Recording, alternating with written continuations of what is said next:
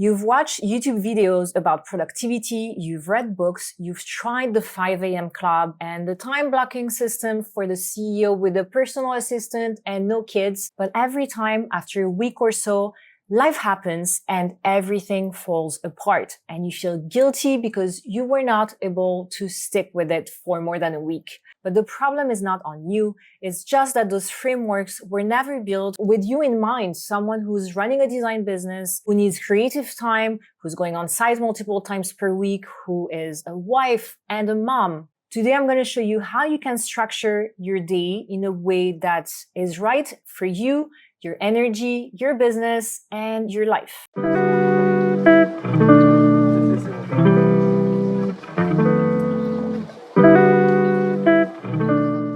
So you know that I love doing those YouTube videos based on what I talk about with my clients, and this video is no different. It's an issue that came up in one of my recent mastermind calls. She came with this as a challenge. She said, you know, I always plan my day in my calendar, and then I never end up doing the thing that was planned for that day. And then there's a lot of guilt that builds up because she feels like she's not good enough. She's not a good business owner. She's not a good designer. In that particular case, she was talking about a client who had emailed her about something. And a week later, she still hadn't answered the client. So she felt like she was letting her clients down. And a big part of this is that she was trying to fit in a way of structuring her day that didn't work for her as a business owner or as a person. Let's change that now. Step number 1, you're going to start with your business requirements. You need to understand what your business actually requires. How many projects are you running at once? How many times per week do you need to go on site? How often do you go to client meetings versus doing online meetings? Do you have to go to your studio or do you work from home? This matters because someone who is running an online business, also doing e-design projects, is not going to have the same structure in their day as someone who is spending most of their day on site. Your structure has to be built around your reality and not just a template that you found online. Step number 2, I want you to understand your energy levels. This is a big one, and it's actually a friend of mine who is a coach who told me about this, and I thought it was brilliant. It's totally common sense, but a lot of us, again, try to fit into a model that people have told us is right, and we forgot to just lean in and understand what works for us. The best schedule isn't the one that starts earliest. It's the one that's going to match your highest cognitive energy for your most demanding work. I'm going to repeat that again. Most people have a natural window, usually it's just a few hours, where their thinking is sharpest, their focus is deepest, and they can do their best work. And that window is completely different for everyone. So you've heard about early bird and night owl. Well, this is a really big thing, and it's in part due to genetics, so you cannot do anything about it. Usually through your life, you're going to go through each phases, but you know, some people are night owls and other people are early bird. I'm an early bird. My sister and my dad are a night owl, so they can't think about anything in the morning, but they're going to do their most creative work at night. And for me, it's the opposite. At 7 p.m., you cannot require anything of me. So for some people, it's going to be at 6 a.m., 10 a.m., in the afternoon, or even at night. So understand where your energy is deepest. Like, when can you really do that hard work that you need to be doing, whether it's on project or it's putting together a strategy for your business? When is that window of time where you have your deepest focus? So you're going to identify it and you're going to protect it at all costs. So once you know your energy rhythm, you're going to structure your day into 3 blocks. The first block is the empire block. It's your highest cognitive window of the day. It's for work that's actually going to move the needle forward in your business. Maybe it's creative development for projects. It's going to be strategic thinking, design decisions that require real focus. It's not for emails or admin. It's also not for calls, except if they're high-level strategy conversations. This block is protected. For me, it's going to be first thing in the morning. Usually, I like to take 15 minutes to get some fresh air, but then I can really get into those tasks without feeling tired. If you ask me to do them in the afternoon, I'm already, starting to get tired, so I'm not going to have that ability to focus really well on those tasks, then we're going to have the building block. Your brain is still working, but it's not really at peak sharpness. So you're going to use it for things that require you to do things instead of thinking. So maybe it's putting together a presentation, organizing project timelines, going to site, client meetings, or calls. This is where the bulk of your day-to-day project work happens. And then there's the reset block. This is a very important block, and it doesn't necessarily have to do anything with work, but it is an essential part of your day because it's when your brain has time to rest. And it's also sometimes where you have ideas because you're not on the laptop, you're not on your phone, you're just kind of resetting after a long day at work. And it can be doing some exercise. It can be family time, cooking a healthy meal. It could be a nice walk. I know that when I go on a walk after work, sometimes I have really good ideas because I'm not on my phone. I don't have distractions when I'm on a walk, and that's when I have ideas. It could be also in a shower. It's just that time where you just slow down and you start your reset before bedtime. One thing that I also love doing before bed is to read a fiction book. That really helps me end the day without all this dopamine from Instagram or looking at Pinterest. Without the reset block, the other two are not going to work. It has to be designed in the structure of your day. And what this full day is going to look like is going to depend based on whether you work best in the morning or if you work best at night. So if you have a family as well, I know that you have to plan for this. So if you are a night owl, you have your best ideas at night, probably that comes at 7 or 8 p.m. after you put your kids to bed. If you're an early bird, it might be at 5 a.m. before you get your kids to school. So for example, your 5 to 7 a.m. could be your empire block. Then 9 a.m. you need to take care of your family, ready for school, breakfast. Then 9 to 12, you might still have another empire block here. 12 to 5, of course, there's lunch in between, but it could be your build-in block. And from 5 p.m. onwards, it's your reset block. So maybe you get your kids from school, you cook dinner, you play a bit with them before bed, and then maybe you have another block if you're a night owl. So this is just an example of what your day can look like. And as I said, there's no right version. It's going to be the version that you're going to stick to that works for you as a person. Step number 3, I want you to structure your week, not just your day. And this is important because constantly switching between too many different types of work in a single day is what creates anxiety and the feeling that you are super busy, but you never get anything done. Have you had this type of day where you feel like, my God, like I woke up at 7, I've been running around, I've been doing so many things, but by the time the day ends, you feel like you barely accomplished anything. And it's been shown in tons of research that task switching is very difficult because every time you switch task, it's going to take you 40 minutes to focus on that task again. So let's say you're working on project and you receive a notification on your phone. So you go and you look at your phone. It's an email from a client. So you decide to spend 5 minutes answering the message. And then you go back to your project. It's going to take you 40 minutes to really get that focus again. And so you're losing a lot of time. And that's why you feel like you don't achieve anything because you're constantly going from one thing to the next. Maybe then it's an Instagram message or it's your dog who's asking for food.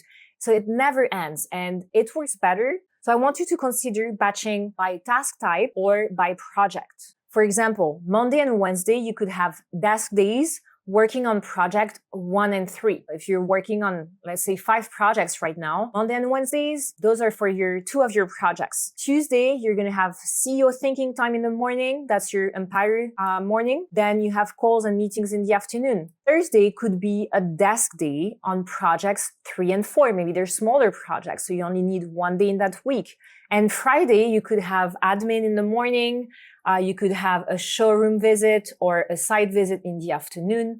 So it doesn't have to be really rigid, but if you try to plan your day better and not feel like you constantly have to switch between, project 1, then project 2, then project 3, then project 4, then project 5.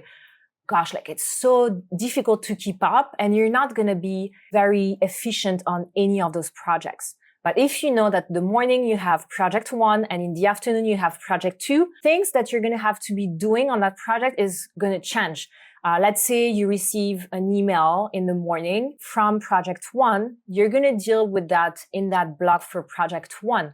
If you receive an email from project 2 in the morning, you're not going to deal with it in the morning. You're going to try to deal with it in the afternoon. I know you have fires to put out, things are urgent, but everybody can wait 2 hours. And if they can't, I have a tip that I'm going to give you next that's going to be very helpful. Having a weekly rhythm means that your brain knows what to expect when you wake up, and it's going to reduce decision fatigue before your 9 a.m. coffee. So as I said, things will come up. The goal isn't to ignore those fires, but you also don't want to let it hijack your entire day the moment it arrives in your inbox. And my little tip for this is that you can build a 1 to 2 hour block in your days into each specific day where you're going to be dealing with those fires. So let's say that in the morning you said you're going to work on project 1 and in the afternoon you're going to work on project 2. After or before lunchtime, you could have a 2-hour window where you deal with everything that comes up that needs to be solved on that day. That way, you know you have that block. You don't need to lose focus on what you're doing to take care of something else or feel like, oh my God, like I said, I was going to work on project 1 and project 3 and now I have to deal with the fire on project 2, and then you feel guilty because you didn't stick to your plan and things came up and you couldn't do any other way than to deal with it. If you plan that block to also deal with the fires that happen, then you're going to feel so much better and your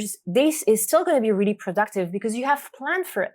Whatever your structure looks like, there are 4 things that I want you to build into your weekly schedule, no matter what. The first one is post-meeting buffers. This is very important, and I talked about it in another video. Every site visit or every client meeting needs a 30-minute to 1-hour buffer immediately after the meeting or immediately after you get home. So you plan, the buffer for getting home and then a buffer of 30 to 60 minutes after the meeting so that you can process, delegate, and file. Because otherwise the day is going to continue, the week is going to carry on, and you haven't dealt with all the things that you need to process from that one meeting. And then things become urgent. People wait on you and they don't have the information, or it's you having to spend 30 minutes looking for that one photo that you took on site last week that you just don't remember where you left it. So you're going to file the photo that you need to file. You're going to delegate whatever you need to delegate. You're going to process the transcript. So if you record your meetings or your calls, you're going to take that transcript and you're going to ask AI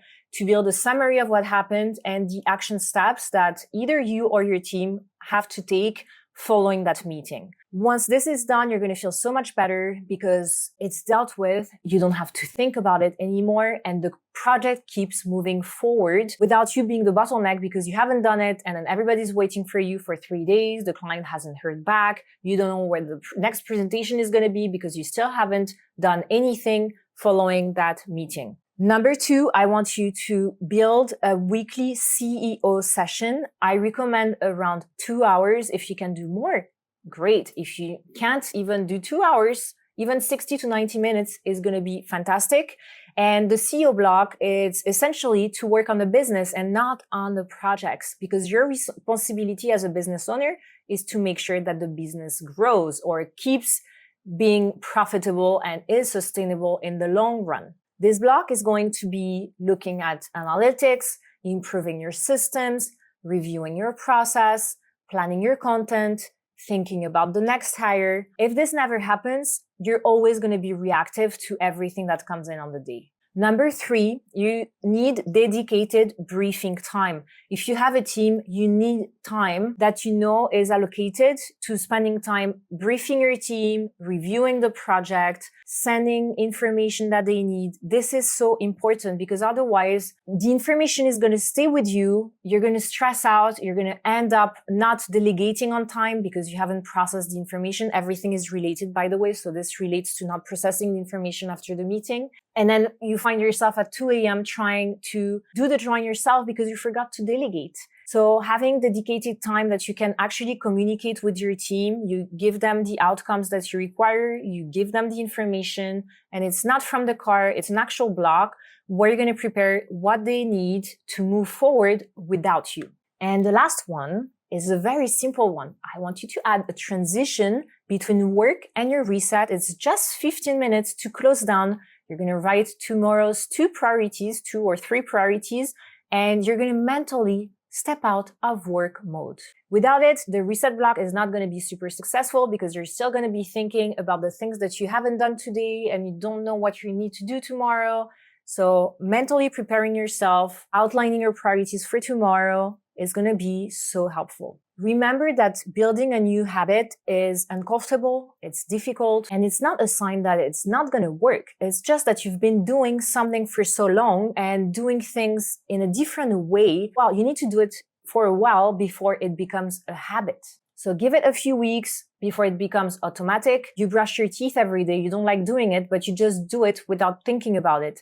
And it takes time before you can build habits that are going to stick. And the goal as well is to not try to be perfect. This structure that you're building with me on this video, it will not be perfect. There are days you're not going to follow it at all. Just not going to happen because you have to go on site all day. It's, there's a problem on site and you cannot work on project 1 and 3. You need to go on site and deal with project 2. It's fine. It doesn't need to be perfect. It's just a structure that you can do more times, that you actually feel mentally more rested. You don't feel so anxious. You feel like things are moving. Your team feels like they can move without you, and you keep moving forward. And these are completely some of the things that I work with designers one-on-one, whether it's changing your mindset, stepping into your creative director role instead of a designer who reacts instead of leads.